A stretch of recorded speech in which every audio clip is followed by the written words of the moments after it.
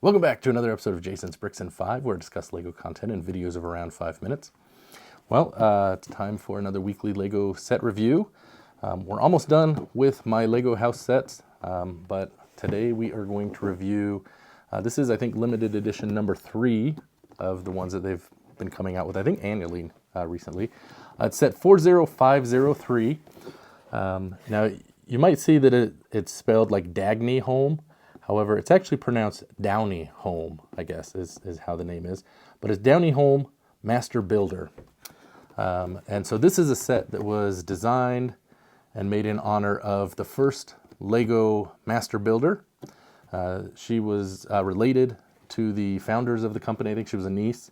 Worked there for many, many years and designed a lot of the builds that are in Legoland in Billund, as well as some things in Tivoli, and a lot of LEGO sets. So we're going to go ahead and open this, take a look, and see what we think. As with every LEGO set, the build experience is such a huge part, and this one is no different.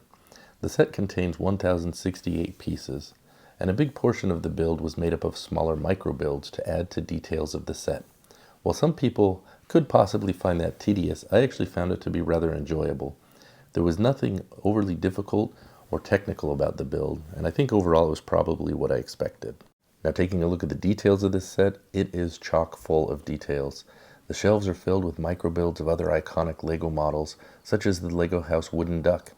Another detail that I really liked was the fact that each drawer contained small parts, just like you would find in a real master builder's office. Overall, the details actually exceeded my expectations for this set. Now, as for the displayability or playability, this set is clearly meant for display. It does, however, have one function that's integrated into the build where the desk goes up and down, but I honestly found it to be rather pointless and that it really didn't add anything to the build. But as far as the displayability, it does look rather interesting on the shelf. Now we'll talk about minifigures. This set does not actually contain any minifigures, but it does have a brick-built figure of Dagny Holm. This was an interesting part of the set I found, as it's unlike the figure experience in other sets. And even though it's fairly blocky, I do quite like it, as it's indicative of the time frame of Dagny. Now we'll discuss the uniqueness of the set. An exclusive set from the LegoHouse based on a pioneer of the LEGO company is certainly unique. But additionally, the build is somewhat unique in scale for a LEGO set, as it's larger than minifigure scale. But probably the most unique and interesting part was where I got to learn a little bit about the LEGO history during the build, and I found that unique experience rather enjoyable. And that brings us to the last individual category, the value. This set cost me about $85 US and is only available at LegoHouse. Much of the value in these exclusive sets is tied to the scarcity and how much people identify with the subject matter. Unfortunately, I think that is probably where this set falls a little short for many people, as they wouldn't be familiar with Dagny Holm. Even though she played a large role in the LEGO company and was a remarkable woman by many accounts, unfortunately LEGO designers are not widely known, which leads to this set not having the demand of other LegoHouse exclusives such as the pirate buildable figure. That being said, I would have to say I found the value did actually exceed my expectations. Alright, so now it is just time for my final thoughts. I had already decided when I went to LegoHouse I was probably going to purchase just about every one of the exclusive sets that I could.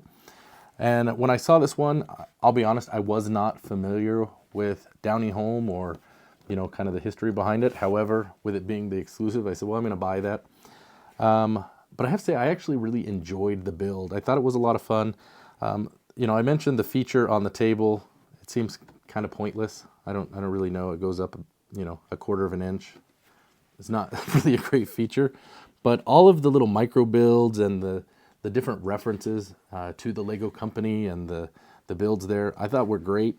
And it was kind of a lot of fun actually building the brick-built figure. I know it doesn't have quite the detail of, a printed minifig, but I think it was appropriate because of, the subject matter. That's kind of who this master builder was. She built a lot of these things, the famous giraffe, a lot of other things. I mean, that's why the giraffe is there and so prominent.